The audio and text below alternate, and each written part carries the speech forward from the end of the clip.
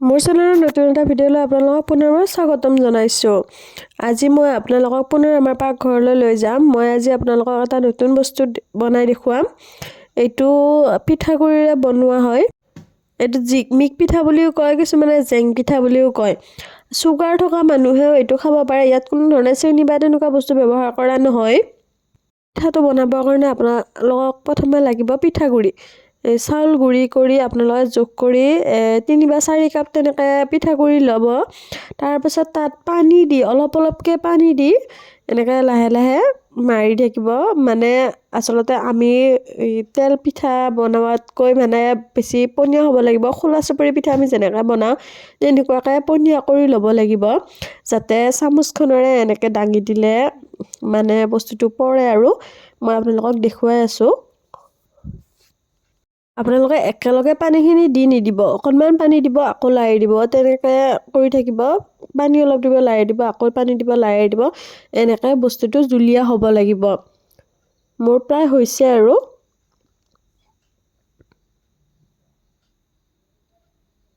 এনেকৈ কৰোঁতে চামুচেৰে দিলে এনেকুৱা হ'ব লাগিব। ইয়াৰ পিছত আপুনি এইখিনি কৰি কিছু সময় থৈ দিব লাগিব। ভালকৈ মিশ্ৰণটো যাতে ভাল হয়, আৰু যিমানে ভাল হ'ব সিমানে পিঠাটো খাবলৈ ভাল হ'ব। এইখিনি কৰি আপুনি 1 ঘণ্টা 2 ঘণ্টা সময় ৰাখি থৈ দিব। এয়া ৰখা হৈ গ'ল। এতিয়া মই এটা বেগত কেক বনোৱা বেগত লৈছোঁ মই এইটো। কিন্তু আপোনালোকে পলিথিনত ল'ব পাৰে। তলৰ ফালে অকণমান সৰুকৈ কাটি ল'ব।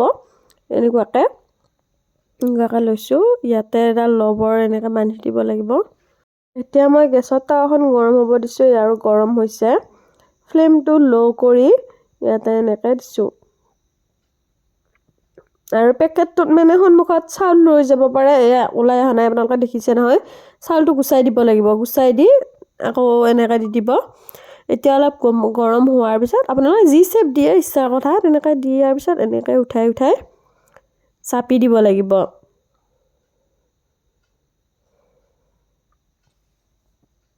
এনেকৈ জাপি দিয়াৰ পিছত অলপ সময় থাকিব দিব লাগিব।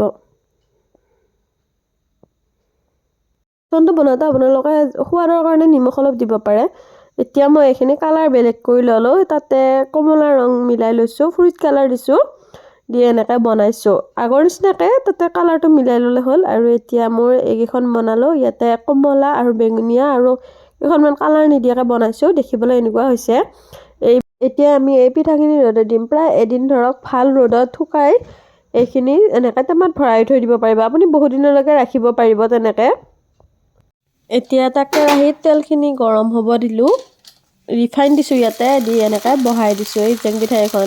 ৰ'দত দিয়াৰ পিছত আপুনি প্ৰায় এমাহ তেনেকুৱাকৈ থ'ব পাৰিব। আৰু এতিয়া এইকেইখন ভাজিলোঁ। আচলতে ৰিং পাপৰ নিচিনা হয় বস্তুটো। ভাজি খাই থাকিব পাৰি এনেকুৱাকৈ ৰিফাইনত। বহাই দিয়াৰ লগে লগে অকণমান ফুলি আহিব। 3টা কালাৰেৰে মই এখন ভাজি দেখুৱাম। এইখন এনেকৈ ভাজিলোঁ। বেছি টাইম নালাগে, অলপ সময় হোৱাৰ পিছত হৈয়ে যায়। এতিয়া এনেকৈ এখন নুমাই থ'লোঁ। এতিয়া মই আন এখন ভাজি দেখুৱাম। এইখন হোৱাইট কালাৰ আছিলে, এইখন সৰু হৈছে অকণমান। মানে এনেকৈ চাব, এয়া ফুলি আহিছে।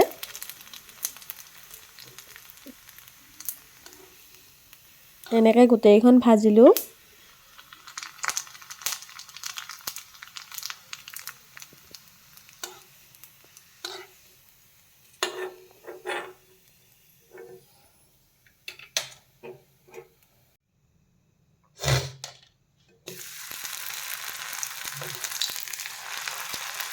ভজা হৈ গ'ল। পিঠাখন দেখিবলৈ এনেকুৱা হৈছে। আপোনালোকৰ ঘৰত এবাৰ ট্ৰাই কৰি চাব কেনেকুৱা লাগে। মই প্ৰথমবাৰ কাৰণে বনাই দেখুৱালোঁ। ময়ো প্ৰথমবাৰ বনাইছোঁ, আপোনালোককো দেখুৱালোঁ। ভিডিঅ'টো শেষলৈকে চোৱাৰ বাবে ধন্যবাদ। চেনেলটো ছাবস্ক্ৰাইব কৰিব।